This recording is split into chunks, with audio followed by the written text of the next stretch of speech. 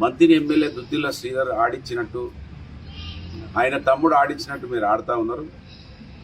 ఇవాళ చనిపోయింది కాంగ్రెస్ పార్టీ జెండా మోసి ఈ ఎమ్మెల్యేకు అంత పెద్ద పదవి రావడానికి, మంత్రి పదవి రావడానికి తన రక్తాన్ని దారపోసి తన కుటుంబాన్ని పక్కకు పెట్టి పనిచేసినటువంటి నీ కాంగ్రెస్ పార్టీ కార్యకర్త ఇవాళ ఈ విధమైనటువంటి పరిస్థితిలో ఉంటే కూడా నువ్వు పట్టించుకుంటలేవంటే దుద్దిల్ల శ్రీధర్కు ఈ సమాజంలో పెద్దలు, ఈ మధ్యలో మా మిత్రుడు శంకర్లాల్ చెప్తా ఉన్నాడు, బతికుంటేనేమో వాడు ఓటుగా వినియోగించుకుంటాడు, చనిపోతేనేమో దేవునికి అప్పచెప్తాడు అనేది పెద్దలు అనంగా విన్నాం.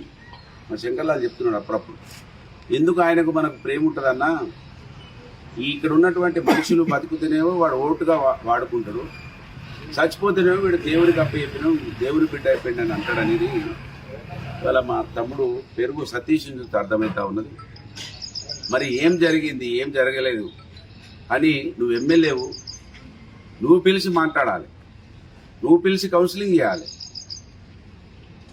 నువ్వు ప్రజాప్రతినిధి, పోలీసు వాళ్ళతో ఎందుకు భయపెట్టేయాలి? నువ్వు ఏంటి కారణం అంటే వాడు ఏమైనా మంచిదే, వాడు చనిపోయినా ఉన్నా నాకేం బాధ లేదు, నాకు వానితోటి ఏం సంబంధం, వాని ఓటు సంబంధం అయిపోయింది, వాడు ఉన్నా ఒకటే పోయినా ఒకటే అని ఆలోచించిన వాళ్ళకి ఇంతకన్నా సాక్షి మేము అవసరం లేదు.